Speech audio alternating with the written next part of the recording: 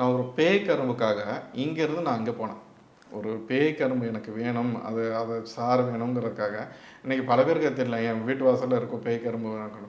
இது வசியத்துக்குப்பா, இது மோகனத்துக்குப்பா, இது ஆகர்ஷனுக்குப்பா, இது வித்வேஷனத்துக்குப்பா, இது மாரணத்துக்குப்பா, இது உச்சாடனத்துக்குப்பா அப்படின்ட்டு ஒவ்வொருக்கும் ஒவ்வொரு மையம் போட்டு ஒவ்வொரு ரேட்டு போட்டு அடுக்கி வச்சுருப்பான். நம்ம இதெல்லாம் இப்படி தானா அப்படின்னு நினச்சிட்டு நம்ம அதுக்கும் நம்ம வாங்கிட்டு ஒரு 8 மையம் அடுக்கி வச்சு ஒவ்வொன்றுக்கும் இதை நம்ம கொடுக்குறது வழக்கம். இப்போது இதுக்கெல்லாம் அப்போ ஒவ்வொன்றுக்கும் நம்ம எப்படி நம்ம செய்ய வேண்டியது இருக்குது அப்படின்னு.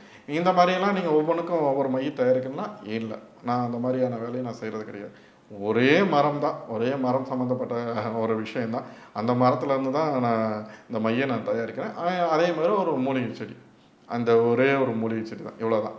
இது இந்த இந்த ஒரு மரத்துலேருந்து கிடைக்கிற ஒரு மைக்கு உண்டான பவரும் அது பார்த்தீங்கன்னா அஷ்டகர்மம் 8 மேலே. நீங்கள் நினைக்கிற மாதிரி 8 கர்மத்துக்கும் 8 வகையான மையங்கிறது அது வேணால் சிலர் வேணால் அந்த ரூட்டில் இருக்கலாம், அவங்க வேணால் செஞ்சுருக்கலாம். என்னையை பொறுத்த வரைக்கும் ஒரே மை தான் 8 கர்மத்துக்கும் நான் யூஸ் பண்ணுறேன்.